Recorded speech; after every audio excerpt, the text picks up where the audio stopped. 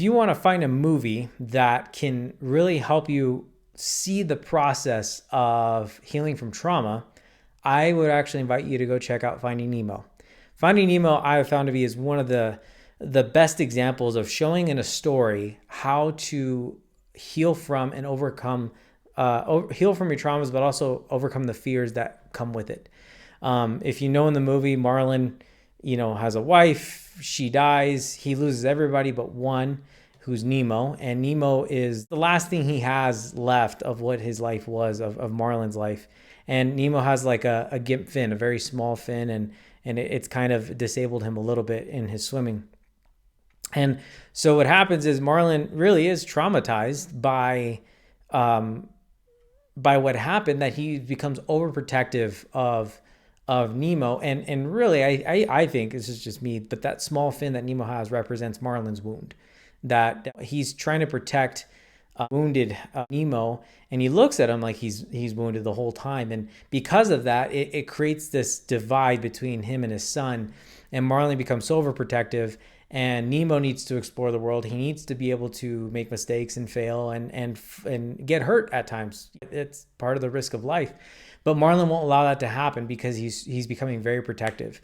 But what does happen is, because of that, it's caused Nemo to kind of push away. And in that process, Nemo gets taken by these divers. And so the journey is twofold. There's Nemo, who he's getting the experience of life that should have already been happening for him with Marlin.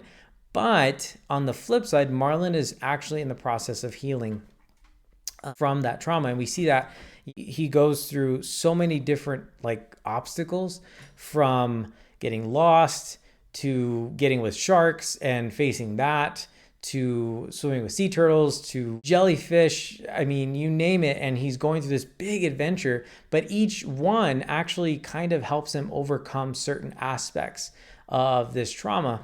And the reason, and what helps is Dory. Dory actually represents something more. She's not just this forgetful fish. I think that Dory symbolizes, first off, when she looks ahead, she's always about just keep swimming, just keep going. So she's actually not worried about the future. But then she can't remember the past. And I think there's a good reason for that. She is Marlin's companion throughout the entire journey. And there's a reason, because when Marlin is with Dory, it forces him to keep going into the present moment. I think Dory represents what it means to be in the present moment, where she's not actually dwelling on the past and she's not dwelling too much on the future.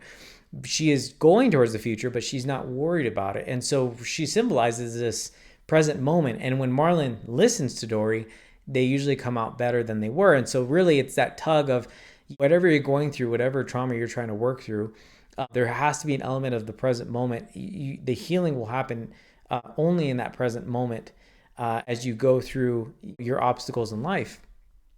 Another symbolic thing I love about Nemo is there's a scene where they get swallowed up in the whale.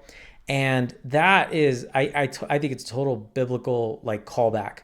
Marlin is resisting. He's resisting Dory's really way of doing things, right? Being present, not worrying about the past or the future. And so Marlin, finally, when he's done resisting, him and Dory get swallowed up by a whale. And that's kind of like a Jonah and the whale in 3 days, because in that time, Marlin is, again, they're in the whale. He's fighting. And then the whale is actually carrying them exactly where they need to go. And of course, Dory speaks well, and really that's the idea, that Dory is able to conversate with the conflicts and chaos in the journey, which comes when you are able to be present. You're able to kind of navigate and have that sound mind to understand what's going on. And so Dory says, you're going to have to trust me. And she says, the whale says to let go. And that wasn't just the let go so we can get out of here, but deeper than that, Marlin has to let go of this idea that he can control everything, that he can prevent the hard things from happening, that he can change what could be the worst thing and make it good. And so that's a very deep element that it's one of my favorite scenes. And he does let go. But what's also really cool is he doesn't just let go and then all of a sudden he finds Nemo. When you are dealing with trauma, there is an element of letting go, but you also have to confront it. Now, in the scene where he finds Nemo, the biggest fear that Marlin had the entire time was losing Nemo. And he actually had to confront it, though Nemo wasn't actually, he wasn't dead. Nemo was playing dead so he could get flushed down the toilet. And that's when his father, Marlin, saw him. And from the moment that Marlin saw him to actually finding Nemo again, Marlin had to confront that part where it's like he in his mind he did lose a Nemo. He did fail. He didn't prevent the worst thing from happening. In fact, he through the chain of events, he might have been a part of the reason why it happened. And he had to confront that. And part of going through trauma is you do have to confront it. And even if you can't go back in time, psychologically, there's a element of confronting what went wrong and accepting maybe you failed at it, maybe you couldn't have done anything more about it.